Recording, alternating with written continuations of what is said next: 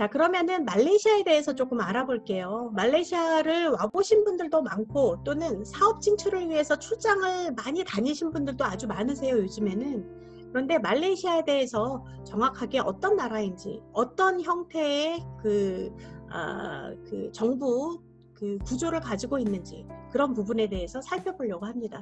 지금 이 사진은요, 저희가 이 그 쿠알라룸푸르 저희 사무실 근처에 있는 호수 건너편에서 찍은 사진입니다. 굉장히 야경이 아름답죠. 여기 보이시는 게 쌍둥이 빌딩이고요. 그리고 옆에 핑크색으로 보이는 게 KL 타워의 모습입니다. 자, 이제 조금 좀 환해지셨죠? 여러분들 궁금해하실 것 같아서 좀 사진을 좀 보여드리려고 제가 준비를 했어요. 이 오른쪽 끝에 보이시는 게 이제 쌍둥이 빌딩이고요. 그 다음에 이제 그 KL 타워가 있고요. 지금 열심히 이쪽에 삼성물산에서 118층짜리 건물 지금 올리고 계십니다. 그리고 이쪽 맨 왼쪽에 있는 거는 106층짜리 그 TRX 프로젝트입니다. 이미 이제 거의 외관은 완공이 됐고요. 그 주변으로 해가지고 지금 개발이 계속해서 이루어지고 있습니다. 지금 이 앞에 보이시는 거는 종합병원이고요. 프린스코트라는 종합병원이고요. 그 다음에 이쪽이 그 여러분들 말레이시아 오신 분들은 여기가 어디다라고 제가 말씀을 드리면 금세 아실 것 같아요. 파빌리언 쇼핑몰이 있는 붓깃빈 땅입니다. 즉 쌍둥이 빌딩을 중심으로 해서 이렇게 TRX 106층짜리까지의 이 공간은 상업적으로도 그리고 거주 목적으로도 굉장히 이제 활발하게 부상하고 있는 지역이라고 볼 수 있습니다. 말레이시아는요, 영토가 서말레이시아와 동말레이시아로 이렇게 나누어져 있어요. 동말레이시아는 여러분들이 아시는 보르네오 섬이 동말레이시아입니다. 그래서 영토는 남한의 3.3배 정도 되고요. 한반도의 한 1.5배 정도 됩니다. 연방 직할 구역인 쿠알라룸푸르, 그리고 푸트라자야, 라부안 이렇게 세 개의 연방 직할 구역을 포함해서 모두 14개 주로 이루어져 있습니다. 연방 직할까지 포함을 해서요. 말레이 반도에 11개 주가 있고요. 그리고 동말레이시아에서는 사라왁주와 사바주 이렇게 있습니다. 사라왁주의 주도는 쿠칭이라고 해서 여기가 지금 쿠칭 자리예요. 그래서 여러분들 보르네오 섬에서 나오는 원목 많이 알고 계시죠? 일반적으로 이제 쿠칭 또는 사라왁주에서 이제 원목을 많이 생산하고 판매하기도 하고요. 또 사라왁주에서는 뭐 후추라든지 코코아라든지 여러 가지 이제 그 원산 지가 사라왁주가 굉장히 많이 있습니다. 그리고 또 사바주는 여러분 잘 아시는 것처럼 여기 비행기 표시되어 있는 곳이 코타키나발루입니다. 많이 와보셨죠? 말레이시아 그 코타키나발루가 수도만큼이나 한국에서는 유명한데요. 그만큼 또 거리상으로도 또 비행거리가 짧습니다. 한 4시간 반 정도 걸리는 거리이고요. 그러면은 코타키나발루에서 서말레이시아인 쿠알라룸푸르 수도까지는 한 비행시간이 얼마 정도 걸릴까요? 한 2시간 20분 정도 걸리거든요. 그래서 굉장히 이제 좀 멀리 떨어져 있죠. 그리고 또 이 위에가 지금 태국이에요. 이렇게가 이제 태국이고요. 태국하고 육로로 이렇게 서말레이시아는 붙어 있고요. 동말레이시아에서는 육로로 인도네시아하고 요 브루나이하고 붙어 있습니다. 그리고 또 해상으로는 이 별표 있는 데가 싱가포르예요. 워낙 작아서 안 보여서 저희가 이제 따로 별표를 해놨는데요. 별표 있는 싱가포르하고 또 해상이 또 붙어 있고요.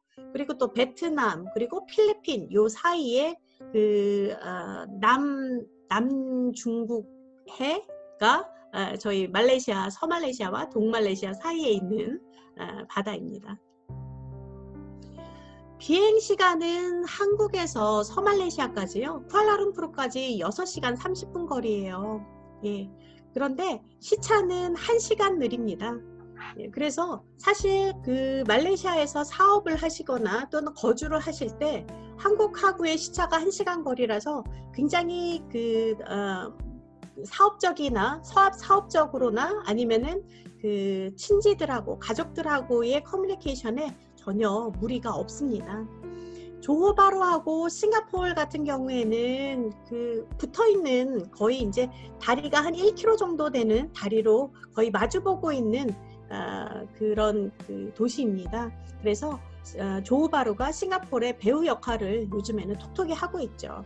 이는 중국의 심천하고 홍콩의 그 역할이라고 보시면 될 것 같아요. 1일 생활권으로 되면서 홍콩하고 심천처럼 굉장히 가깝게 붙어 있어서 열심히 이제 그 싱가포르의 배후 역할을 조호에서 하고 있습니다. 여기 노란색 화살표가 보이는 곳이 말라카 해협이에요. 그 저희 역사 시간 또는 지리 시간에 많이 공부하셨죠. 말라카 해협은 뭐 14세기서부터 워낙 유명한 그 해협입니다.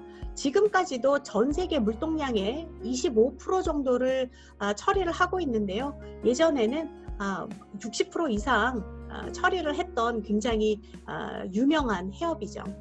그리고 이제 이 빨간색으로 화살표 되어 있는 이 방향은 그 원유 수송로입니다. 아직까지도 이제 전체 그 원유의 해상 수송의 27%를 차지하고 있고요. 그 말레이시아, 이 서말레이시아에 붙어 있는 포트클랑인 항구는 세계 11위의 컨테이너 처리량을 자랑하고 있습니다.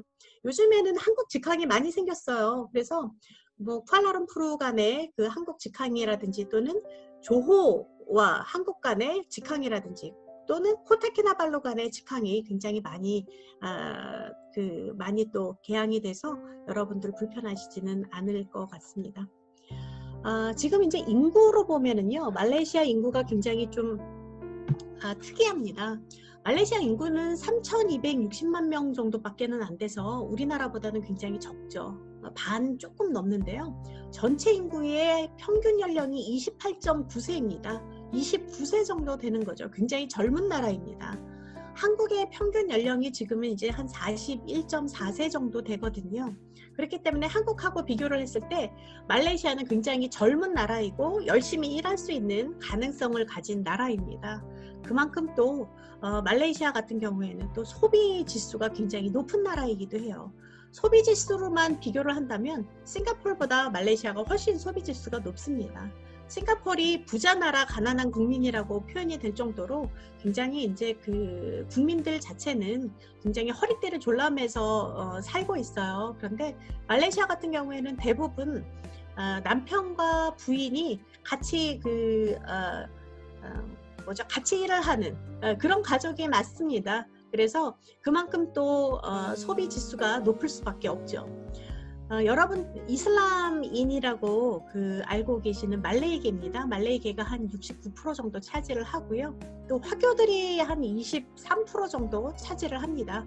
그리고 인도계가 한 7% 정도 차지를 하고요. 그 나머지는 외국인들이 한 10% 정도 차지를 한다라고 합니다. 여러분 잘 아시는 것처럼 수도는 쿠알라룸푸르예요. 쿠알라룸푸르 수도는 한 180만 명밖에 안 되는데요. 그만큼 또 쿠알라룸푸르가 굉장히 작습니다. 수도가 굉장히 작은 나라예요. 서울 인구가 972만 명인 거 비교하면 굉장히 작죠. 근데 수도권으로 비교를 하면은요. 수도권 인구는 750만 명이에요. 그런데 한국하고 말레이시아하고 조금 이제 비슷하다라고 볼 수가 있을 것 같아요. 근데 한국은 수도권의 인구가 전체 인구의 한 50%를 차지한다라고 하거든요. 이제 말레이시아 같은 경우에는 전체 인구의 한 20%, 25% 정도 차지할 것 같습니다. 지방에서도 일하러 수도로 많이 오죠. 말레이시아도 그만큼 이제 말레이시아에 그 글로벌 기업들이 많이 진출을 해 있습니다. 그렇기 때문에 이제 좀 일거리 찾기가 좀 수월하죠. 지금 위에 보시는 사진이 쿠알라룸푸르 시내의 야경이에요. 그래서 저희 회사도 이제 쌍둥이 빌딩 이 빌딩 중에 한 곳이고요. 그리고 또 저희들도 저희 유원 인터내셔널 저희 직원들도 대부분 이 시내에 거주를 하고 있습니다. 지금 밑에 보이시는 곳은요, 푸트라자야예요. 푸트라자야는 우리나라의 세종시처럼 행정도시이고요, 행정수도입니다. 그리고 총리 관저가 있고 각 행정 관처가 다 모여 있는 곳이죠. 여러분 지금 보시는 곳은 지금 그 모스크인데요. 사실 반은 물에 떠 있고요. 반은 육지에 이렇게 걸쳐져 있어요. 그래서 전체적으로 뭐 그 동시 수용이 18,000명 수용이 가능하다라고 할 정도로 굉장히 큰 그런 모스크입니다. 그리고 이제 그 제2도시로는 조호가 있고요. 그리고 페낭이 있습니다. 페낭에도 저희 교민들이 많이 거주하고 계시고요. 조호에도 많이 거주를 하고 계십니다. 종교로는 이슬람교가 국교로 되어 있어요. 국교로 되어 있는데 아까 이제 보신 것처럼 인구 구성 자체가 이제 말레이계가 한 60여 프로가 됐잖아요. 그래서 이슬람교가 마찬가지로 이제 그 말레이계들이 대부분 무슬림을 믿고 있고요. 그 다음에 이제 불교, 기독교, 힌두교 이렇게 이제 여러 종교의 자유가 또 인정되는 나라이기도 합니다. 저는 이제 천주교예요. 그래서 근데 말레이시아에 굉장히 캐톨릭 성당이 굉장히 많이 들어와 있습니다. 물론 한국 천주교도 들어와 있고요. 이제는 저는 말레이시아에 만 24년 차예요. 그래서 만 24년 동안 거주를 하고 있는데 예전에는 그 한국 천주교가 없었어요. 그래서 저희 아이들 데리고 이제 그 현지 성당에 다녔던 기억이 있습니다. 언어는 말레이어고요. 그 바하사 말라유라고 해서 말레이어가 국어로 되어 있습니다. 하지만 아까 말씀드렸죠. 말레이계, 중국계, 인도계 또는 다른 외국인들이 다 섞여 있는 그 굉장히 다양한 나라거든요. 그러다 보니까 상용어로 영어를 사용을 해요. 아까 제가 말씀드린 것처럼 저는 만 24년 차인데요. 아직 말레이어는 아주 그렇게 능숙하지는 않아요. 하지만 이제 대부분 업무라든지 일상생활에서는 모두 영어를 사용합니다. 그래서 영어만 아셔도 충분히 생활하시기가 편리한, 굉장히 편한 나라입니다. 그리고 또 중국어를 사용을 해요. 화교들이 있기 때문에 중국 학교도 굉장히 많고요.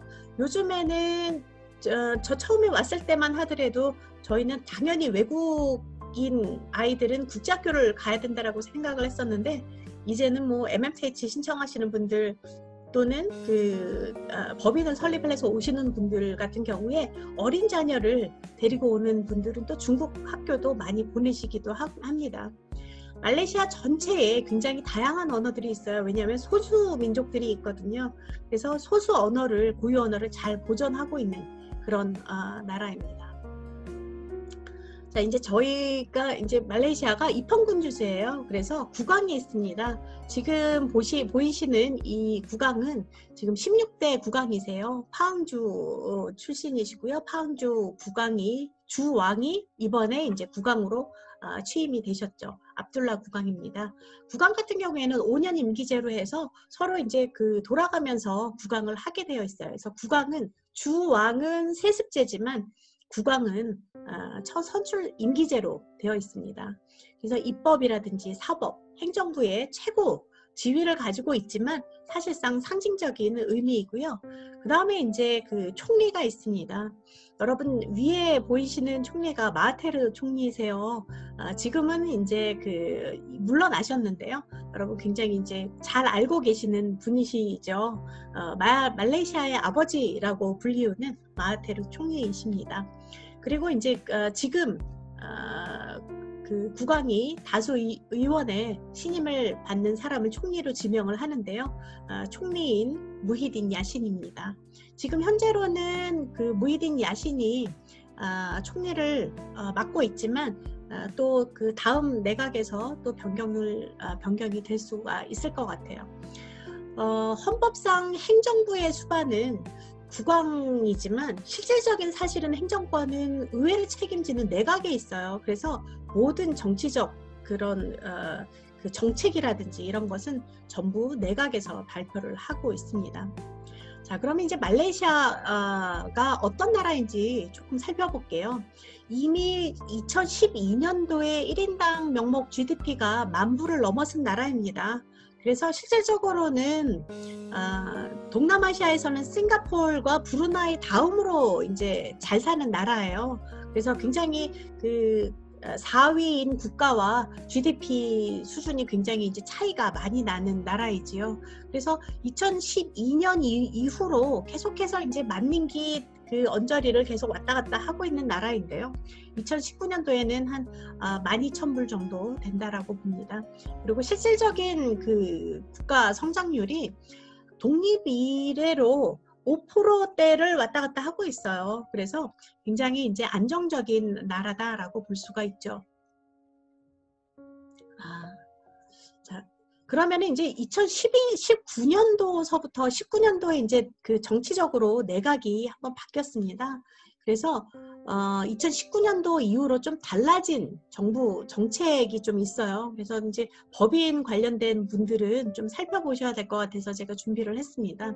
2018년도까지는 GST가 붙었었어요. 그래서 GST 같은 경우에 이제 6%가 붙었었고 6% 같은 경우에는 환급이 가능한 세금이었었는데요. 세금이 SST라 그래서 Sales and Service Tax로 바뀌었습니다. 그래서 SST가 도입이 2019년도에 됐고요. 지금 2020년에는 거의 이제 정착돼서 SST 무리 없이 진행이 되고 있습니다.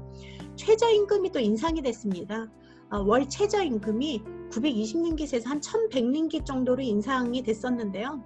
사실 말레이시아 그 대졸 초임의 그 사무직 초임 임금의 급여는 쿠알라룸푸르 같은 경우에는 한 2,900링깃 선입니다. 그리고 지방도시 같은 경우에는 한 1,900에서 한 2,000 언저리 정도 되는 것 같고요.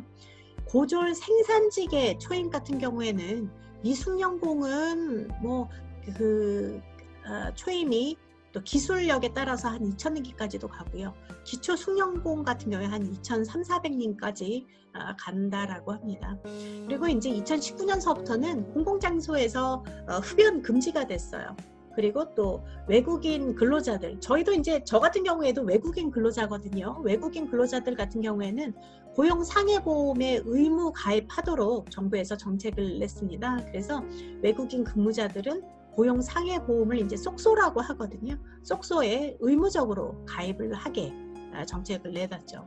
그리고 이제 법인이라고 할지라도 현금 거래에 대한 보고를 하도록 되어 있어요. 그래서 25,000링깃이면은 한 25,000링깃이면은 한 750만 원 정도 되거든요. 한 750만 원 이상의 현금 거래를 할 때는 반드시 말레이시아 국립은행에 보고를 하는 의무를 법인이 지니고 있습니다. 자, 그럼 이제 GST에서 SST가 바뀌었는데 GST 같은 경우에는 예전에는 모든 단계별로 6%씩 계속 부과가 됐었어요. 그래서 생산에서 판매로 이어지는 매 단계마다 부과가 됐던 세율이고요. 그 다음에 이제 그 SST 2018년도에 도입이 돼서 지금 2019년 그리고 2020년 되면서 이제 완전 정착이 됐는데요. 이 SST 같은 경우에는 맨 마지막 최종 단계에서만 세금 부과가 되기 때문에 최종적으로 소비자가 한 번의 세율만 적용이 되는, 그래서 최종 소비자에 대해서 그 세금 부과를 최소화시키는 것을 목적으로 했습니다. 요율은 업종에 따라서 5%, 6%, 10% 이렇게 세분화됐고요. 그리고 생산, 수입, 서비스 제공 등의 단계에서 일반적으로 맨 마지막 단계에서 SST가 붙게 그렇게 되어 있습니다. 일반적으로 또 원자재라든지 또는 부품이라든지 그런 구입을 할 때, 수입을 할 때라든지 이럴 때는 각 그 아이템별로 또 면제를 받을 수 있게 굉장히 구성을 잘 해놨어요. 그래서 만약에 수입을 하시는 분들 또는 SST에 내가 해당될 것 같은 대상 업종인 분들 같은 경우에는 나중에 저희한테 그 SST 관련해서 어떤 부분에서 적용이 되는지, 어떤 부분이 면제가 되는지 그런 부분을 좀 살펴보실 필요가 있습니다. SST 대상 그 업종들이에요. 뭐 서비스에 해당되는 업종들은 전부 SST 등록을 하셔야만 합니다. 그리고 또 요식업도 등록을 해야 되고요. 항공업이라든지 뭐 게임이라든지 아니면은 뭐 그 운송업이라든지 또는 뭐 자동차 워크숍이라고 하죠. 그 리페어 센터라든지 또는 이제 클럽이라든지 이런 곳에는 전부 SSD 등록 대상 업체들입니다. 그런데 이제 제조업에는 10% 요율이 붙고요. 서비스업이나 요식업에는 6%가 붙습니다. 하지만 IT 중에서도 하드웨어에는 또 SSD가 안 붙어요. 그런데 또 소프트웨어에는 서비스가 제공이 되기 때문에 소프트웨어 개발 쪽에는 또 6%의 SSD가 붙습니다. 전문 엔지니어링도 실질적으로 서비스를 제공을 하는 업종이기 때문에 엔지니어링 법인에도 또 6%가 붙지만 무역업이라든지 건설업이라든지 이런 쪽은 또 등록 대상이 해당되지는 않습니다. 전년도 말레이시아 경제 성장이 말레이시아가 이제 2019년도 전망치기는 하지만 이렇게 좀 살펴보면은요, 전 세계 시장하고 이렇게 비교를 하면 신흥 시장하고 비교를 했을 때보다도 조금 이제 높은 편이에요. 그래서 그 신흥 시장 전망치보다 말레이시아의 그 경제 성장 전망치가 좀 높게 책정이 되어 있습니다. IMF라든지 무디스 또는 피치 등에서 이렇게 발표한 자료입니다. 그래서 발표한 자료를 기초로 해서 코트라에서 정리를 해주셨어요. 말레이시아 2016년도의 경제 성장률이 이제 6%대로 계속 올라가면서 17년도에 또 5.9% 달성하고, 그다음에 18년도, 19년도에도 한 5%대 정도로 이렇게 보거든요. 그래서 그 중진국에 들어가면은 중진국 함정이 있다라고 합니다. 그래서 중진국 함정에 빠져들다 보면 굉장히 벗어나기가 힘들다고 해요. 그런데 말레이시아는 그 중진국 함정을 성공적으로 잘 벗어났다라고 굉장히 우수한 평가를 받고 있고요. 한국의 경제 성장률이 전년도에 한 2.01% 정도 됐습니다. 비교를 하면 아직은 또 성장을 할 수가 있는 그런 굉장히 단단한 나라라고 볼 수가 있습니다. 또 신정부가 들어서면서 그 공동 번영 비전 2030이라 그래서요. 그 Shared Prosperity 비전 2030이라고 합니다. 그래서 SPV라고 합니다. 장기 국가 발전 로드맵으로 해서 2020년서부터 2030년까지 또 10년간 장기 국가 발전에 대한 로드맵이 발표가 됐어요. 그래서 말레이시아 정부가 10년 동안 국가 발전 전략의 토대가 될 그 전략을 발표를 하면서 전체 말레이시아 국민들이 적정한 그 생활 수준을 영위할 때까지 영위할 수 있도록 하는 것이 주된 목표입니다. 그래서 굉장히 자세한 그 산업에서 개발 또는 발전되는 그런 정책 전략을 발표를 했죠. 지금 공동번영 비전 2030의 그 발표 자료를 한글로 또 바꿔놓은 것들이 있습니다. 번역해서 발표된 자료들이 있어서 혹시라도 어떠한 섹터에서 또 개발 계획이 들어가 있는지 그런 것을 자세하게 보실 필요가 있으신 기업들은 저희 유원 인터내셔널 카카오톡에 또 요청을 해주시면 저희가 또 자료 또 보내드리도록 하겠습니다. 자, 그럼 이제 여러분들이 가장 중요하게 생각을 하시는 비즈니스의 진출 형태입니다.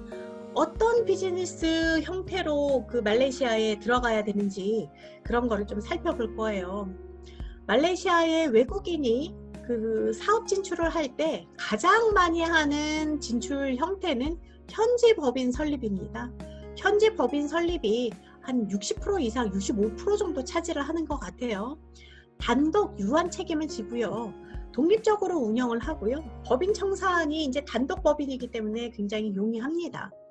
사업이라든지 영업에 제한이 없어요. 그리고 독립적인 재무제표 관리를 할 수가 있죠. 그리고 또 이제 주재원이라든지 또는 취업비자 관리가 용이하고요. 거주법인으로 등록이 됩니다. 그래서 거주법인으로서 법인세 또 절감의 효과도 있죠. 업종에 따라서 상이하지만 최소 자본금은 주재원을 파견을 하실 경우에는 100만 링깃, 약 3억 원 정도의 최소 자본금을 증자를 하셔야지만 주재원 비자를 신청할 수 있는 자격이 됩니다. 그 다음에 또 이제 한 30%, 30여 프로 정도 지사 설립을 많이 하십니다. 특히 이제 저희 대기업들이라든지 중소기업들이 지사화 설립을 지사화 진출을 많이 하시고 계시거든요. 그런데 지사하고 그 현지 법인하고의 다른 점은 지사는 본사하고의 유한 책임이 있습니다. 그래서 본사가 모든 지사에 대한 책임을 지시게 되어 있고요. 본사하고는 같은 업종이어야만 합니다. 그래서 동일 업종 그리고 법인명도 같은 법인명을 사용을 해야만 합니다. 현지 대표자를 선임을 해야 되고요. 현지 대표자가 지사장이 되는 거죠. 그래서 지사장이 이제 그 파견이 돼서 지사를 운영을 하게 되어 있고요.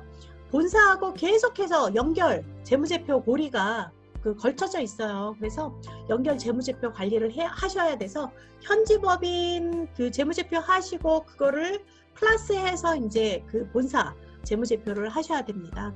지사는 본사가 그 해외에 있기 때문에 비거주 법인이에요. 그래서 법인세에 대한 세금 혜택이 없습니다. 본사에서 100% 지분을 가지실 수가 있고요. 그 다음에 이제 요즘에는 또 예전에 없던 그 형태로 예전에 진출이 많이 없던 형태로 또 연락사무소, 대표사무소 진출을 또 가끔 찾으시는 기업들이 많으세요. 본사가 해외에 본사를 두고 있고요. 직접 상업활동을 할 수가 없어요. 즉 세일즈를 할 수가 없습니다. 연락사무소에서는. 다만 시장조사라든지 본사의 협조 업무 정도, 그 정도 이제 국한되게 그 활동을 할 수가 있습니다. 파견 직원은 연락사무소 소속이긴 하지만 궁극적으로는 본사 소속입니다. 그래서 본사의 그 재직 증명을 할 수 있는 그런 그 형태로 되어 있고요. 지분이 없어요. 이거는 그냥 사무소 형태로 나와 있는 거거든요. 그래서 지분이 없고 지분이 없기 때문에 또 현지 재무제표 불필요합니다. 왜냐하면 상업활동도 할 수가 없게 되어 있거든요. 단 최소 연간 운영비로 한 9천만 원 이상은 매년 운영비를 써야만 합니다. 그래서 이 운영비에 대해서 저희가 이제 산출해서 또 보고를 하기도 합니다. 그러면 이제 가장 많이 이제 진출하시는 법인과 그리고 지사하고 좀 이렇게 비교를 해봤어요. 주주는 법인체가 주주가 될 수가 있고 또 개인이 주주가 될 수가 있으세요. 그래서 여기서 법인체라 함은 예를 들어서 유원 인터내셔널의 자회사들이 많지 않습니까? 그러면 예를 들어서 유원 인터내셔널의 주주가 유원 솔루션스가 될 수가 있는 거죠. 그런 형태로 법인체가 주주가 될 수가 있습니다. 그런데 지점 같은 경우에는 반드시 해외에 있는 본사가 100%를 가지고 있을 수가 있습니다. 법인은 법인체하고 주주하고 뭐 섞어서 20대 80 또는 50대 50 이렇게 가지고 있을 수가 있고요. 또는 개인과 개인이 가지고 있을 수도 있습니다. 그래서 저 안혜성 이사와 예를 들어서 저희 조현 대표님이 또 50대 50으로 그 주주가 될 수가 있습니다. 대표이사는 현지 법이니까 이제 법인장이 되겠고요.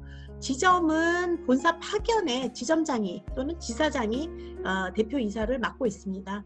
자본금은 법인 같은 경우에는 납입자본금이 실질적인 납입자본금입니다. 등록자본금이 아니라. 그래서 납입자본금이 100만 링깃, 즉 3억 정도가 납입자본금으로 증자가 되어야만 하고요. 지점 같은 경우에는 본사에 등록자본금이 신고가 되어 있지 않습니까? 그거를 그대로 가지고 와서 그 데이터를 그냥 여기 SSM에 신고를 합니다. 본사의 등록자본금이 이만큼입니다 라고 신고를 하면 그 등록자본금세가 있어요. 그래서 그 세금만 내시면 됩니다. 취업비자는 마찬가지로 그 외국인에 대한 주재원 비자가 들어가 있고요. 현지 직원 고용에 대한 필수 조건은 사실상 없어요. 말레이시아는. 그래서 사실 외국인만으로도 충분히 저희 같은 한국인만으로도 충분히 운영이 가능합니다. 다만 이민국 입장에서 보면 외국 기업이 진출을 해서 법인을 설립을 했는데 고용 창출을 하지 않아요. 현지 고용 창출을. 그러면은 이민국에서는 좀 까다롭게 하죠. 이 포지션 같은 경우에는 굳이 외국인이 있지 않아도 되는데 이걸 왜 외국인한테 비자를 내줘야 되냐, 현지인을 고용을 해라 라고 또 나오기도 합니다. 그래서 편안하게 이제 비자를 받기 위해서는 최소 한두 명 정도는 기본적으로 꼭 고용을 하셔야 됩니다. 사회보장제도로서 고용연금이라든지 고용상해보험, 고용보험은 3대 보험이라고 하거든요. 이거는 현지 직원들을 고용을 했을 때 3대 그 보험을 그대로 이제 적용을 시켜주셔야 되고요. 외국인, 저희 같은 이제 주재원들은 고용상해보험만 가입을 해주시면 됩니다. 지점도 마찬가지고요. 법인 회계 같은 경우에는 현지 법인은 단독 회계를 하고요. 지점 같은 경우에는 본사 연동 회계를 하고 있습니다. 법인세는요, 아이고 죄송합니다. 법인세 같은 경우에는 그 거주법인이기 때문에 현지 법인은 50만 링깃까지는 17%예요. 50만 링깃이 넘지 않으면 법인세가 17% 정도밖에 내지 않습니다. 그런데 50만 링깃 이상, 약 1억 5천 이상 그 세일스 프로핏이 나오면 그거에 따라서 24%, 그 이후로는 24% 구간으로 적용이 되고요. 비거주 법인인 그 지점 같은 경우에는 24%입니다. 비거주 법인의 그 최고 24%가 그대로 이제 법인세로 적용이 됩니다. 등록 세크레타리 등록은요, 법인의 세크레타리가 법인하고 항상 법인 세크레타리하고 법인은 설립부터 청산까지 떨어질 수가 없어요. 계속 붙어 다닙니다. 그래서 계속 등록이 되고 있고요. 지점 같은 경우에는 그 지점과 지사와 그리고 현지 에이전트가 계속해서 붙어 다닙니다. 마찬가지로 이제 현지 에이전트는 저희 같은 그 세크레터리 펌에서 현지 에이전트 역할을 하기도 합니다. 자, 그럼 이제 법인 설립이 어떻게 진행이 되는지 한번 살펴볼게요. 법인 설립 요청을 하시죠. 그러면 이제 저희가 유언솔루션스에서 견적서를 보내드리고요. 그리고 또 세크레터리 선임서를 그 서명을 받아서 또 보내주셔야 됩니다. 세크레터리가 선임이 되어야지만 그 기업위원회에 같이 법인하고 같이 등록이 될 수가 있어요. 그래서 선임서를 또 서명을 해주시고요. 법인명을 저희가 신청을 해서 기업위원회에서 승인을 받거든요. 그래서 법인명을 또 저희한테 주셔야 됩니다. 그 다음에 이제 법인 설립에 들어가는 거고요. 법인 설립에 들어가면 법인명 신청해서 이 법인명이 승인이 나는 한 3일 정도 시간이 걸리는데요. 이 사이에 저희가 법인 설립에 필요한 정보를 주세요라고 요청을 드려요. 그러면은 다 스탠바이 하고 있다가 바로 이제 법인명 승인이 나면 바로 법인 설립에 들어가죠. 그러면 한 일주일 정도면은 법인 설립 완료가 돼요. 그럼 자, 이제 법인 설립 완료가 됐어요. 뭘 해야 될까요? 법인 계좌 개설을 하셔야죠. 그래서 법인 계좌 개설을 하시면서 이제 여러 가지 그 준비를 같이 하시고요. 법인 계좌는 한 3주 정도 걸려요. 그래서 3주 정도 걸리고 난 다음에 법인 계좌가 개설이 되면 그때는 한국에서 해외 직접 투자 신고하시고 자본금을 이제 송금을 하시게 됩니다. 자본금이 법인 계좌에 직접적으로 이제 입금이 되면 그때는 자본금 증자를 하게 됩니다. 그래서 납입 자본금을 증자를 하게 되고요. 납입 자본금까지 증자가 되면 그 다음서부터는 사업 관련된 라이센스들을 이제 신청을 하시는 거예요. 업종에 따라서 뭐 제조업 라이센스, 건설업 라이센스, 무역, 교육, 여행 등 굉장히 많은 라이센스를 이제 신청을 그 사업에 따라서 하게 되죠. 그래서 이제 라이센스를 신청을 하고 난 다음에는 그 다음에 이제 취업 비자를 신청을 하시는 거예요. 그런데 취업 비자는 이제 이미그레이션에서 이민국에서 담당을 하고 있거든요. 처음에는 법인을 먼저 심사를 해요. 과연 이 법인에서 외국인을 취업시킬 수 있는 자격이 있는가를 먼저 심사를 하게 됩니다. 그래서 법인에 대한 회사 소개서라든지 아니면은 사업 그 소개서라든지 이런 것들을 준비를 해서 이민국에 제출을 하죠. 법인 심사가 끝나면 그 다음에 이제 개인 심사로 넘어갑니다. 이 사람은 과연 주재원 비자를 받을 자격이 있는지를 심사를 하게 되는 거죠. 말레이시아는 한 가지 주의하셔야 될 점이 취업 비자는요, 반드시 4년제 대학 학위 졸업자 이상이어야만 합니다. 그 이하로는 현지인들을 고용을 해서 고용 창출을 하라는 거죠. 이해하셨죠? 자, 그럼 이제 법인을 운영을 하시려면 어떻게 해야 하는지 제가 좀 정리를 해봤어요. 법인이 설립된 이후로 이제 계좌 개설해서 자본금 또 보내셔야 되죠. 자본금 보내실 때는 해외 직접 투자 신고하셔야 돼요. 해외 직접 투자 신고는 한국에 있는 은행에서 그 신고서라는 게 있습니다. 신고서를 그 작성을 해서 은행에다가 전달을 하시면 은행에서 이제 신고를 해드립니다.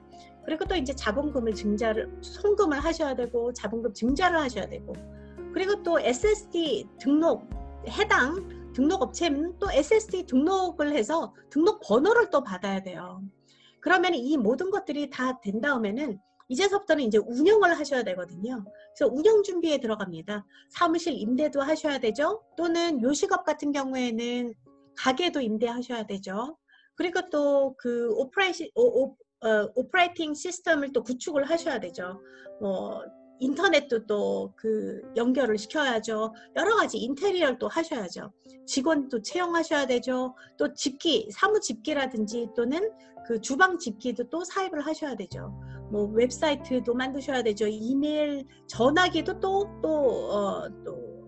그 신청을 하셔야 되죠. 이 모든 운영 준비를 하셔야 되는데 여기서 이제 비용이 들어가잖아요. 그때 쓰시라고 이제 자본금을 증자를 하라라는 겁니다. 그래서 이 자본금은 그냥 놔두는 게 아니고요. 운영비로 계속해서 쓰셔야만 돼요. 즉 신설법인이 설립이 되면 신설법인에 자본금을 넣고 한 1년 정도 어느 정도 사업이 또 궤도에 올랐을 때까지는 계속해서 지출이 계속 늘어날 수밖에 없거든요. 그래서 그 자본금으로 버티라는 겁니다. 그 의미는 3억을 법인 계좌에 꽁꽁 싸두라는 의미가 아니라 운영비로 쓰시라는 의미입니다.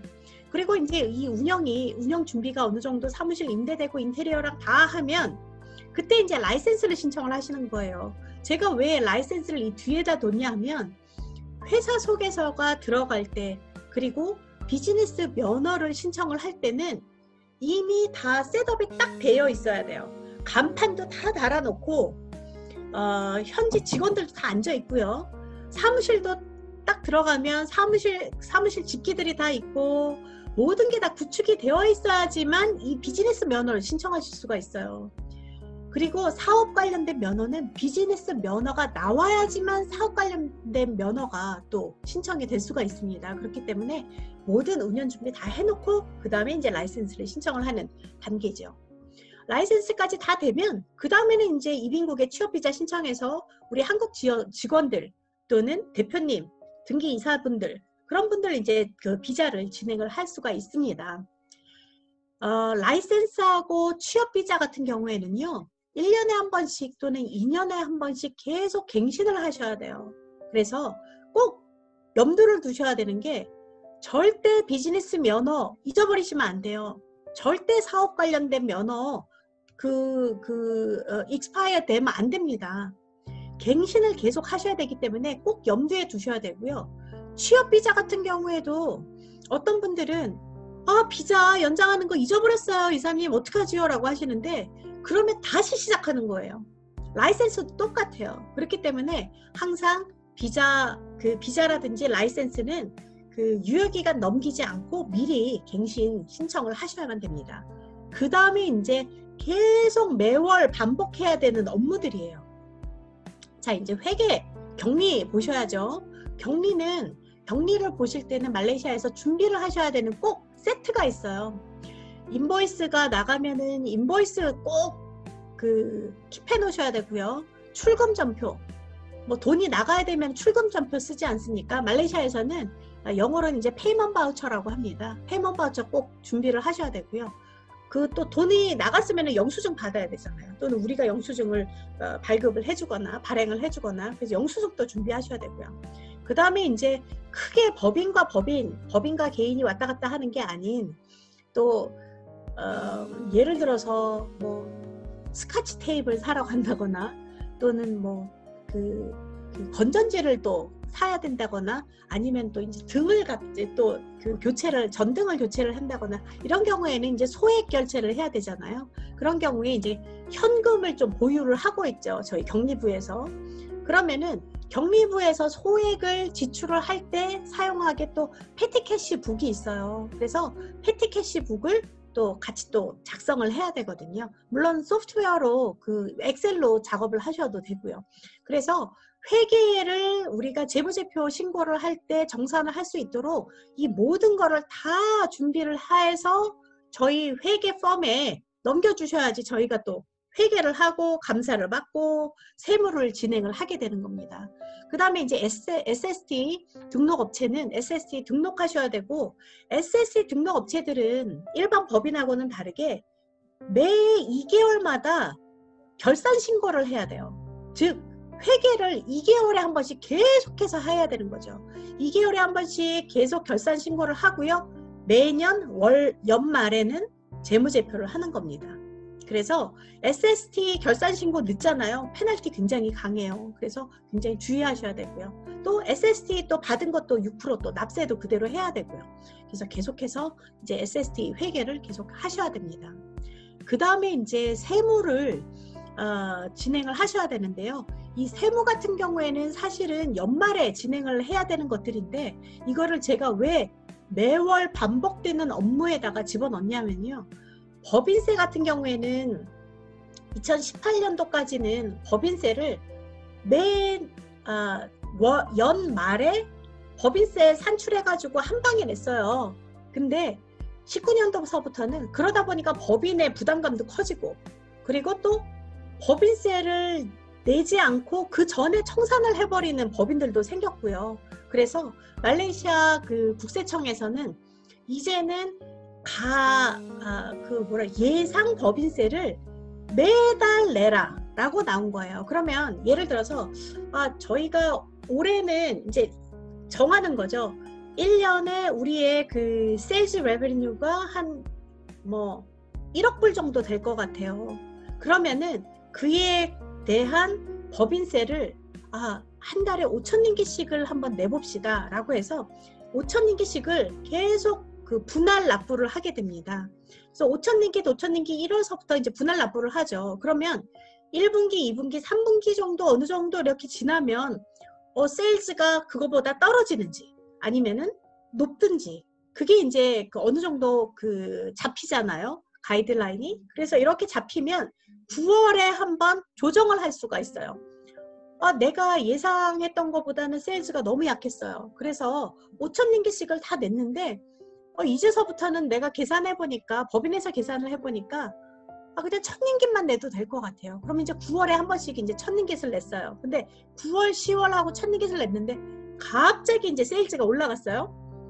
그러면 안 되거든요. 그래서 11월 달에 한 번 더 조정할 기회를 줍니다. 이게 왜 9월하고 11월에 다시 조정을 하냐 하면 12월까지 5,000링깃, 5,000링깃, 5,000링깃 계속해서 냈는데 알고 보니까 법인세가 6만 링깃이 넘어가 버려요. 재무제표를 해봤더니. 그러면은 나는 5,000링깃씩 내서 6만 링깃을 법인세를 냈지 않습니까? 그런데 실질적인 법인세는 7만이 됐어요. 그러면 이 만링깃에 대해서 더 내야죠. 당연히 더 내야 되는데 이 만링깃에 대한 페널티가 또 붙어요. 그래서 굉장히 조심을 하셔야 됩니다. 그런데 6만 링깃으로 조정을 했는데 4만이에요. 실질적인 법인세가. 그러면 2만에 대한 거는 환급 조치가 되거나 또는 다음 해당 연도로 2월 되기도 합니다. 이해하셨죠? 그 다음에 이제 그 매 연말에 하셔야 되는 것들이 이제 재무제표를 하셔야 되고요. 회계, 감사, 세무 하셔야 되고, 또 아까 말씀드린 법인세 납부도 하셔야 되고, 또 주주들한테 또 배당도 또 주셔야 되잖아요.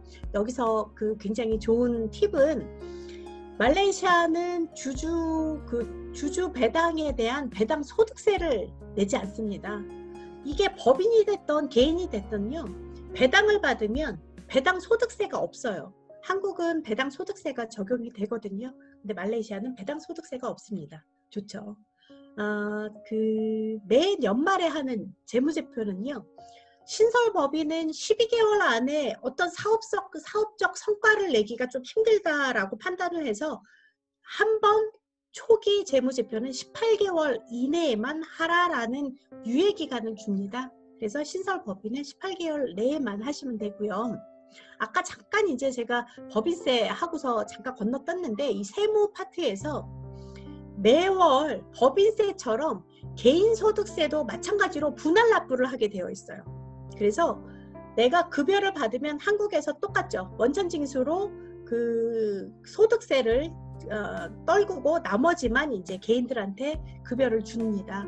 그리고 또 마찬가지로 3대 보험도 3대 보험 연금 같은 경우에도 원천 징수하고 이제 그 급여를 보내줘야죠.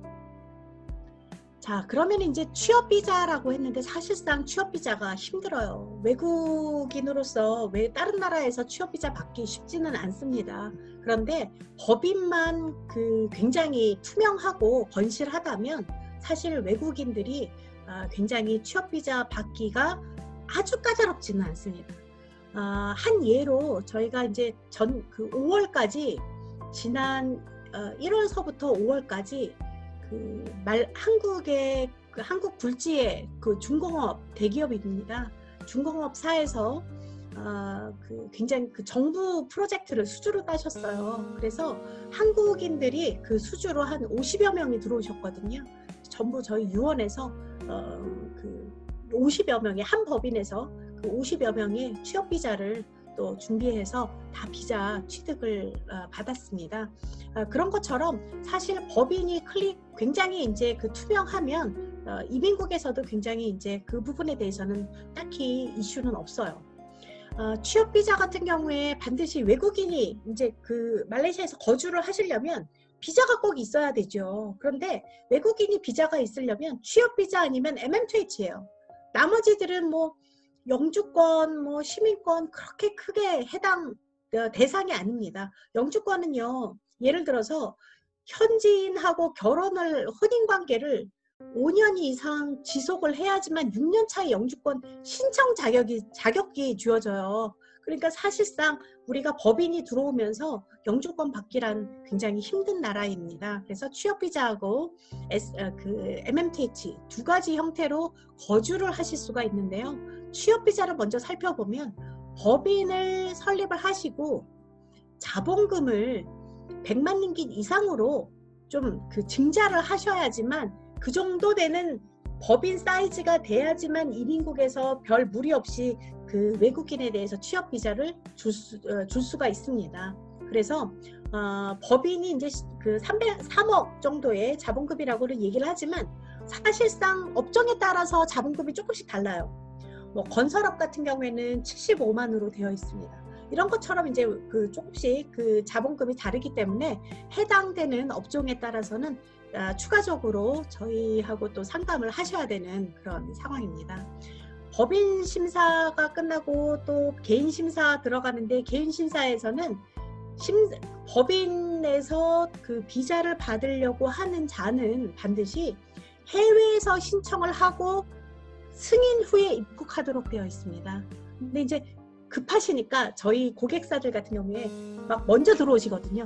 빨리 좀 어떻게 해주세요라고 하는데 해드릴 방법이 없어요. 왜냐하면 그 말레이시아에서 나가는 출국한 도장이 들어간 여권을 보내야 되거든요. 근데 입국 도장밖에 없잖아요. 그렇기 때문에 진행이 되지가 않아요. 그래서 반드시 해외에서 꼭 신청을 하셔야 된다라고 꼭 알고 계셔야 됩니다.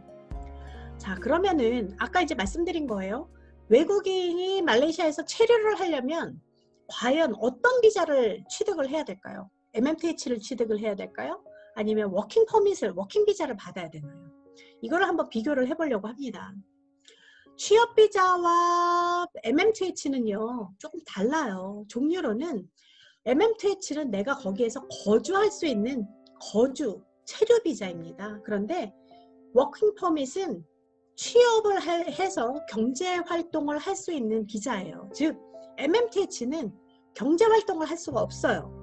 그래서 체류만 할 수가 있는 거죠. 순수 거주 목적으로 받는 비자라고 볼 수가 있습니다. 발급 연수는요, MMTH 사실상 그 내가 여기서 경제 활동을 하지 않는다라고 하면은 제일 좋은 게 MMTH죠. 제일 저렴하기도 하고 제일 안전하기도 하고요. 체류비자 10년 단위로 체류비자 영주권과 동일하게 체류비자를 드리는 거고요. 그 다음에 경제활동을 할 수는 없지만 직접 투자 가능하십니다. 즉 법인을 설립을 해서 아까 주주는 배당 소득세가 없다라고 했잖아요. 그 주주가 될 수가 있는 거예요. 법인의 오너가 될 수가 있습니다. 그리고 이사라든지 매니저들을 영입을 해서 사업을 영위를 하시라는 거죠. 그리고 둘 다 동반가족 다 모시고 올 수 있고요. 부모님도 모시고 올 수 있습니다. 해외 소득에 해외로부터 벌어들이는 소득에 대한 세금이 면제예요. MMTH는. 그리고 주식 소득 배당세가 없고요. 그런데 워킹 퍼밋은 개인 소득세가 있죠. 그래서 세금을 계속해서 납세를 해야 되는 납세 의무자가 됩니다. 연장 심사로는 딱히 MMTH는 연장 심사가 없어요. 그런데 이제 워킹 퍼밋으로는 법인이 단단해야지만 연장이 됩니다. 그래서 재무제표 신고에 따라서 그 자료에 따라서 이제 심사를 받거든요. 그런 것들이 가장 중요한 포인트라고 볼 수가 있죠. 자, 그럼 이제 취업비자, 외국인 취업 허가를 이제 법인 조건으로 받는 거고요. 그 다음에 주재원 조건은 최소 법인의 그 취업을 하려면 최소 학사학위 이상이 돼야 됩니다. 그리고 경력 5년 이상의 경력자가 그 주재원 조건이 되고요. 신규 법인은 법인 심사 반드시 거쳐야만 되고요. 그리고 법인 업종에 따라서 WRT가요. 홀세일, 리테일, 그리고 트레이딩에 해당되는 서비스 업종을 가진 법인들은 반드시 WRT 승인을 요구합니다. 그리고 또는 라이센스 취득 법인은 라이센스 관련 관청에서 추천서를 요구를 해요. 예를 들어서 교육 라이센스를 가지고 있으면 교육부 추천서를 가지고 와야 되고요. 건설 면허를 받은 법인은 건설 면허를 담당을 하는 CIDB에서 관련 관청 추천서를 또 받아야만 합니다. 그리고 이제 동반가족 신청이 가능하고요. 자녀 같은 경우에는 스터디 퍼밋을 따로 받아야 돼요. 아빠 밑으로 이제 동반가족으로 신청을 했지만 마찬가지로 이제 거주 그 퍼밋이기 때문에 스터디 퍼밋은 간단하게 신청해서 스탬프 받을 수가 있습니다. 전체적인 소요 기간으로는 한 빨라야 2개월 정도 걸립니다. 그래서 이 취업비자 그 단계 자체로만 한 2개월 정도 걸려요. 법인하고는 상관없어요. 법인은 계속해서 이제 법인 설립하고 자본금 증자하고 다 가고 딱 취업비자 부분에서만 한 2개월 정도가 걸립니다. 취업비자 신청 그 서류로는요. 법인 심사로는 법인 등록 서류 필요하고요. 전년도 재무제표. 신설법인은 전년도 재무제표 안 들어가죠. 그리고 회사 사업계획서, 그리고 이제 법인장에 대한 서류들이 필요합니다. 개인 심사가 들어갈 때는 대학 학위증명서, 이력서, 여권 사본, 그 다음에 여권 사진 이렇게 이제 좀 간단해 보이죠? 이렇게 들어갑니다. 그럼 이제 MMTH 아까 가장 안정적이고 그리고 가장 저렴하다라고 말씀을 드렸는데요. MMTH 비자는 그러면 어떤 조건일까요? 사실 MMTH가 그 전 세계 비자 승인 그 우리나라의 MMTH가 전 세계의 비자 승인 그 건수로 2위입니다. 지금 중국이 1위고요.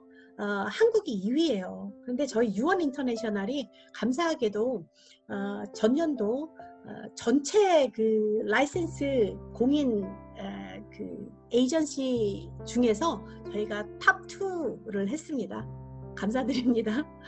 그래서 MMTH 같은 경우에는 굉장히 안정적으로 비자를 온 가족이 함께 거주 비자를 받을 수 있는 비자입니다. 10년 동안 장기 체류 비자를 드린다라고 했었죠. 의무 체류일 수가 없어요. 그래서 아빠가 이제 그 주 신청자가 되고 엄마하고 요즘에는 엄마하고 또 그 자녀하고만 또 말레이시아에서 거주를 하는 형태가 또 많아지셨거든요.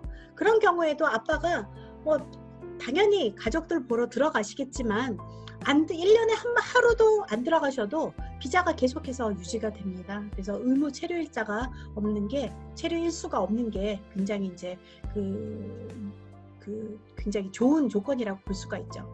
정기 예치금이 있어요. 정기 예치금에 대해서 이자 소득세가 없습니다. 정기 예치금 이자율은 지금 한 3%에서 4%대 했었는데, 요번에 이제 코로나 사태로 이제 한 3%에서 플러스 마이너스 정도 될 것 같습니다. 현지 은행 계좌, 증권 계좌 모두 오픈하셔서 이런 온라인 상으로는 경제 활동을 하실 수가 있으세요. 자유로운 투자 및 사업이 가능하다라고 되어 있는 거 가지고 굉장히 이제 뭐 그 블로그나 아니면은 카페에 왈가왈부 하시거든요. 제가 이거를 꼭 쓰려고 여기에 꼭 말씀을 드리려고 여기에 써놓은 게요. 자유로운 투자, 사업 가능하다라고 해서 내가 요식업을, 식당을 이제 차렸잖아요. 레스토랑을 운영을 하면서 내가 주방에 들어가서 음식을 만들거나, 내가 캐셔를 보거나, 내가 서빙을 하거나 이러실 수 없어요. 아까 말씀드린 것처럼 경제 활동을 할 수 없으나 투자 행위는 가능하다라고 제가 말씀드렸잖아요. 그렇기 때문에 MMTH 홀더들은 주주 역할은 하실 수가 있습니다. 하지만 자유로운 경제 활동은 하실 수가 없다라고 보시면 될 것 같습니다. MMTH 신청 조건은요, 50세 미만하고 50세 이상의 공통적인 조건은 월 300만 원 이상의 소득 증명만 있으면 됩니다. 그리고 재정 증명으로는 50세 미만으로는 약 한 1억 5천 정도의 재정 증명이 필요하고요. 50세 이상은 약 한 1억 2천 정도의 재정 증명만 있으면 신청 조건이 됩니다. 간단하죠? 자, 그럼 이제 제가 준비한 내용은 여기까지입니다. Q&A 섹션인데요. 지금 이제 참가자분들이 이렇게 해서 이제 손들기도 지금 많이 하셨고요. 그 다음에 또 채팅에도 또 채팅 질문들을 굉장히 이제 많이 하셨거든요. 그래서 제가 채팅에 올라온 내용을 좀 말씀을 드리겠습니다. 지금 이제 SST에 대해서 전자상거래 요율이 궁금합니다라고 질문을 하셨어요. 그런데 SST 전자상거래 이커머스 같은 경우에도 마찬가지로 6%가 적용이 됩니다. 그 다음에 이제 SST와 법인세의 차이라고 하셨는데요. SST는요, 우리나라의 부가가치세하고 비슷한 개념이라고 보시면 됩니다. 그런데 굉장히 다른 점은 부가가치세는 기존에 GST처럼 환급이 가능했었거든요, 법인에서. 그런데 SST는 환급이 되지가 않습니다. 법인세는 법인의 이율, 법인의 프로핏에 대한 세율이 적용이 되는 거죠. 예. 그리고 또 라이센스 기간과 비용에 대해서 이제 물어보셨거든요. 라이센스가 아까 말씀드린 것처럼 종류가 굉장히 많아요. 라이센스 종류는 하다못해 비즈니스 라이센스는 사무실이든 리테일이든 모든 비즈니스 라이센스를 관련 해당 시청에서 받으셔야 되는데요. 비즈니스 라이센스 같은 경우에는 기간은 한 3일에서 2주 정도, 지역마다 다 달라요. 그래서 쿠알라룸푸르 같은 경우에는 한 3일 정도면 나오는데요. 사바의 코타키나발루 같은 경우에는 한 2주 정도 걸립니다. 사라와 쿠친 같은 경우에는 한 3주까지도 걸리기도 하고요. 그리고 그 밖에 또 다른 라이센스, 예를 들어서 건설 면허 같은 경우에는요, 기간이 한 3주 정도, 업무 일로 3주 정도 걸리고요. 교육 라이센스 같은 경우에는 한 길게는 6개월까지도 걸립니다. 굉장히 많이 걸리죠. WRT 라이센스 같은 경우에는 빠르면은 한 3개월 정도 걸리고요. 예. 그리고 이제 또 다른 분이 워크퍼밋하고 워크퍼밋의 동방 비자는 회사에서 해주는 건가요? 라고 이제 하셨거든요. 그래서 예를 들어서 유언에서도 동반비자 신청 서비스도 해주시나요? 라고 문의를 하셨어요. 당연히 이제 저희가 유언의 서비스가 동방비자까지도, 그리고 부모님 초청비자까지도 저희 서비스 영역에 들어가 있습니다. 네, 그래서 동반비자는 회사에서 해주는 건가요? 라고 하셨는데, 사실상 그거는 고용계약을 할 때 달라요. 회사마다 다르다라고 볼 수가 있어요. 예를 들어서 우리 회사는 재직 증명이 가능한 주재원에 대한 워킹 퍼밋만 법인에서 해주겠습니다 라고 하는 거죠. 그러면 저는 가족을 데리고 올 건데요, 동반 비자는 그럼 어떡하죠? 그건 자비로 하세요 라고 할 수가 있다는 거죠. 또는 어떤 회사는 동반 비자까지는 법인에서 돈을 내겠습니다. 하지만 부모에 대한 초청 비자는 개인이 하세요 라고 하는 경우도 있습니다. 저희 유언에 서비스 맡기시면 저희가 동반이라든지 부모 초청 비자도 서비스 내역에 들어가 있습니다. 자, 주유소 설립 가능한가요? 라고 문의하신 고객 있으세요. 주유소는 안 돼요. 주유소는 자국민만 가능한 자국민 업종이라고 보실 수가 있습니다. 자국민만 가능하게 하는 업종들이 좀 있어요. 예를 들어서 자국민 보호업종들이 있습니다. 그 부분은 다음에 세미나 때 알려드릴게요. 그리고 이제 또 다른 분들이 이제 올려주신 건데요. MMTH 소지자의 경제 활동에 대해서 좀 자세하게 좀 알려주세요. 워낙 이제 제가 아까 말씀드린 것처럼 뭐 카페나 블로그에 굉장히 많이들 여러 가지 말들이 굉장히 많아요. 그런데 저희 회사가 누굽니까? MMTH 정부 공식 라이센스 업체입니다. 그렇기 때문에 한국 기업으로는 저희 유언밖에 없어요. 가장 정확하게 정보를 알려드릴 수가 있습니다. MMTH 홀더들은요, 아까 계속해서 제가 반복해서 말씀을 드리지만 주주로서 주식 배당은 주주로서 소득 배당은 받으실 수가 있어요. 그런데 등기이사 되실 수 없고요. 홀에 가셔서 서빙이나 그런 활동하실 수 없습니다. 내 회사라도. 사실 주주면 누구예요? 법인 오너죠. 법인 오너임에도 불구하고 내가 그 법인에 가서 일할 수가 없어요. 일을 하려면 반드시 취업비자를 받아야 된다는 게 말레이시아 정부 방침입니다. 그렇기 때문에 MMTH로는 그 활동을 하실 수가 없다는 것을 꼭 염두에 두셔야 됩니다. 자, 그 다음에 이제 정자상거래를 위해서 진출을 하고자 하는데 직원을 한 명 두고 창고하고 사무실 정도 운영할 예정입니다. 한국에서 제품을 수입을 해서 온라인 판매할 예정입니다. 이런 경우에 MMTH만 있어도 될 것 같은데요 라고 이제 살짝 말씀을 하셨는데요. 정상적으로 하면 안 된다라고 해야죠. 그런데 직원이 현지 직원 한 명을 두고 하실 수는 있으세요. 그래서 즉 주주로서 MMTH 비자를 가지고 있고요.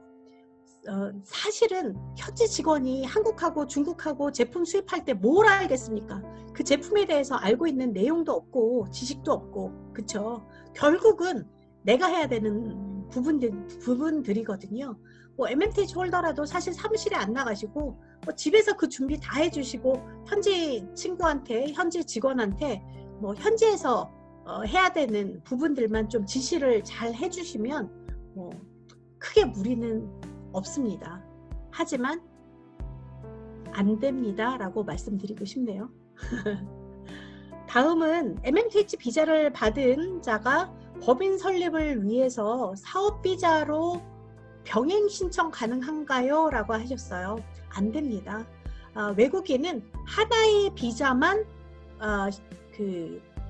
받을 수가 있게 되어 있어요. 즉 어떠한 비자 형태든지 간에 하나의 비자만 받을 수가 있습니다. 그래서 MMTH 홀더가 저희 고객분들 그런 분들 계세요. MMTH 지금 가지고 있는데 여기 말레이시아 와서 살다 보니까 막 눈에 보이시는 거죠. 이런 사업도 하고 싶고 이런 사업도 하고 싶고, 그래서 법인 설립을 해서 내가 직접 이제 활동을 하고 싶으신 거예요. 그분은 어떤 분이셨냐면 기계들 있잖아요. 그 큰 대기업에 이제 들어가 있는 그런 기계들 인스펙션이 뭐죠? 감리? 점검하시는 엔지니어세요. 기계에 대한 점검에 대한 엔지니어. 그래서 한국에서는 그 기기 점검 회사에서 근무를 하셨대요. 그런데 MMTH를 받아서 오셨거든요. 그런데 한국 업체들이 굉장히 그 기계들을 이제 한국에서 그 설비들을 가지고 오시거든요. 그런데 실질적으로 한국 엔지니어를 부를 수가 없는 거예요. 그러다 보니까 그분은 MMTH를 내가 포기를 하고 법인 설립하고 내가 직접 하겠습니다 라고 해서 취업비자를 받으신 분 계세요. 그래서 그런 경우에는 반드시 MMTH 취소하시고 취업비자를 하셔야 되는데요. 여기에서 유언만의 팁 드리겠습니다. 뭐냐면 MMTH를 받을 때 그래서 저희가 항상 저희 직원들이 여쭤봐요. 주 신청을 어느 분으로 하실까요? 라고 항상 여쭤보거든요. 뭐냐면 주 신청자는 경제활동을 할 수 없다라는 제약 때문에 주 신청자를 만약에 와이프 또는 남편 이름으로 했을 경우에 와이프가 경제활동을 하실 가능성이 크면 남편이 주 신청자가 되시는 거죠. 그래서 남편 밑에 와이프가 동반으로 들어가고요. 그 밑에 자녀들이 들어갑니다. 그러면 남편이 주 신청자가 되시고요. 와이프가 동반으로 들어가시고 자녀가 이렇게 4인 가족으로 들어갔을 때 와이프가 법인을 신청을 해서 사업을 영위를 하실 수가 있는 거죠. 그럴 때는 MMTH를 취소를 하시고 법인을 설립을 해서 취업비자를 선택을 하시는 거예요. 그러면 남편하고 자녀는 계속해서 MMTH를 그대로 10년 단위로 해서 유지를 하시는 거고요. 그런데 사업을 하다 보니까 부인이 이제는 안 하고 싶어요. 그래서 다시 취업비자를 그러면 법인을 청산을 하니까 취업비자를 캔슬을 하게 되는 거죠. 그럴 때는 다시 MMTH로 복귀를 할 수가 있습니다. 그래서 주신청자의 비자만 살아있다면 동반 비자는 언제든지 나갔다 들어갔다 하실 수가 있으세요. 그래서 주신청자를 선택을 하실 때, 선정을 하실 때 그 부분도 좀 고려를 하시면 좋을 것 같습니다. 자, 그러면 또 다른 분 질문이 사실 법인은 질문이 굉장히 많으세요. 그래서 저희가 그 세미나를 할 때 이렇게 온라인 세미나를 하거나 그러지 않았었거든요. 사실은 처음 온라인 세미나 참가하시는 겁니다. MMTH 소지자가 경제활동은 못하지만 전문직이에요. 예를 들어서 그 의사, 변호사, 뭐 교수 또는 엔지니어 뭐 그런 분들이 이제 전문 직종들이시죠. 그런 경우에 파트타임 가능하다고 하던데 그러면은 그 전문직이라는 건 어떤 걸 의미하나요? 라고 이제 질문을 하셨어요. 아까 말씀드린 뭐 의사나 변호사, 교수, 뭐 엔지니어 뭐 이런 분들이 이제 전문 직종에 해당이 되는데요. 말레이시아 그 MMTH 같은 경우에는 파트타임이 주 20시간, 즉 하루에 5시간을 넘지 않는 하루에 5시간을 넘지 않고 주 20시간을 넘지 않는 한도 내에서 그 파트타임을 하실 수가 있으세요. 그런데 파트타임 같은 경우에는 반드시 정부 승인이 있어야 됩니다. 그래서 정부에서 검토를 하는 거죠.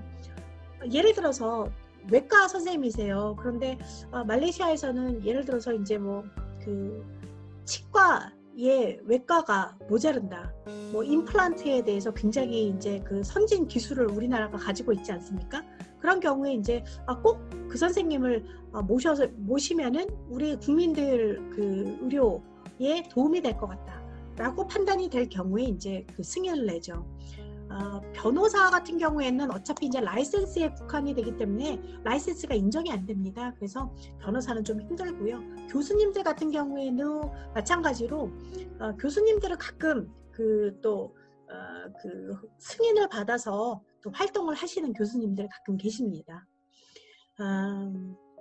마지막으로 지금 저희가 10번째 이제 질문을 제가 또 답변을 드리는데요. 이제 10번째 질문을 마지막으로 세미나를 좀 정리를 하려고 합니다. 예를 들어서 이제 한국에서 의사인 경우에 말레이시아에서 클리닉을 개원을 한다면 MMTH 소지를 한 후에 정부나 기관에서 인정을 하고 파트타임으로 일할 수도 있잖아요 라고 이제 하셨거든요.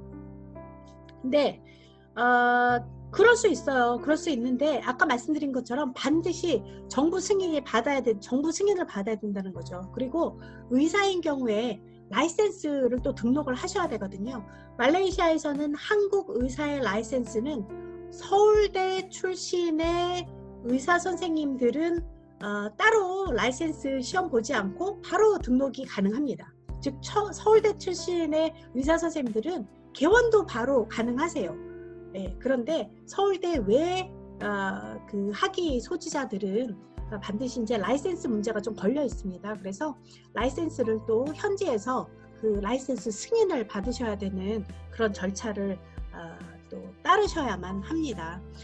저희 그 고객사 중에 클리닉을 개원하신 의사 선생님들 계세요. 예를 들어서 그분들은 어떻게 하면요.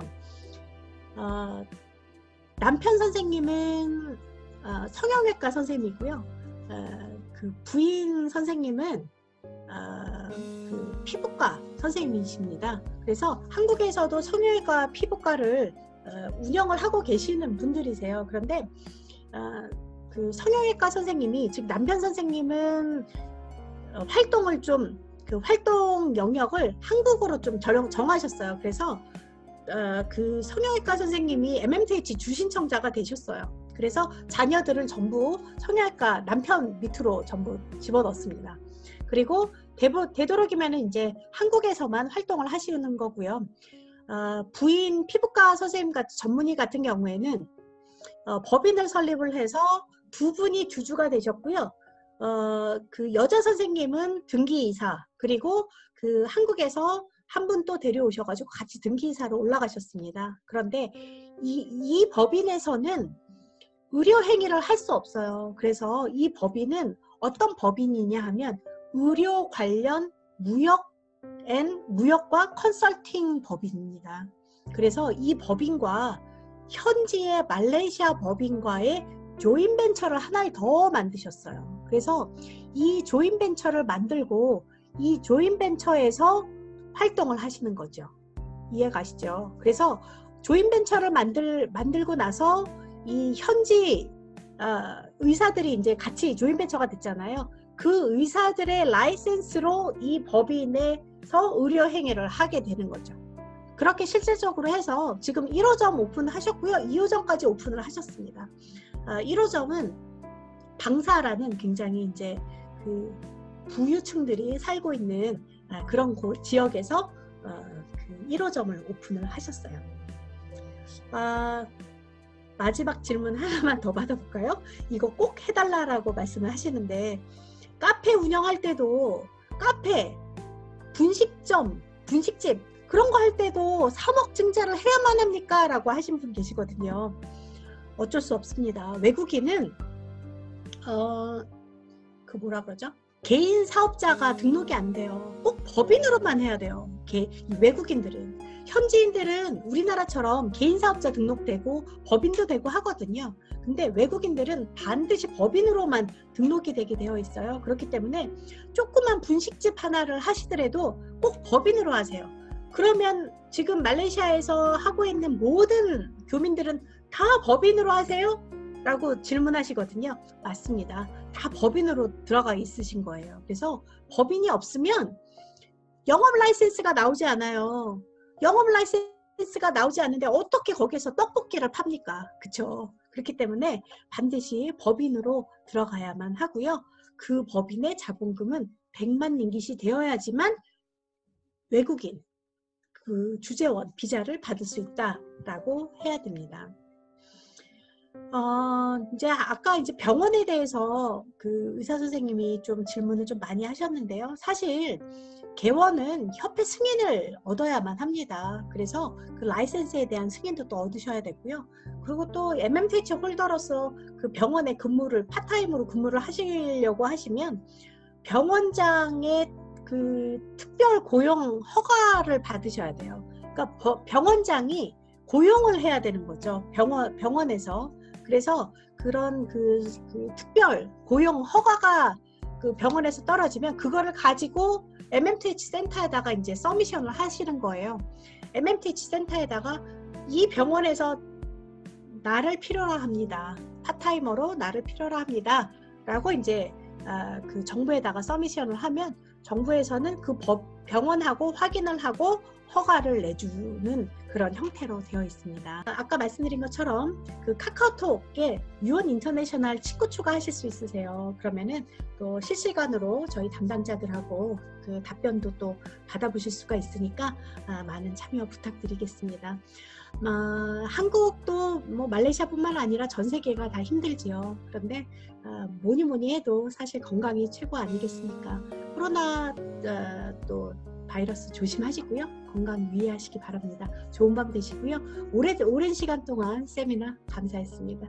감사합니다.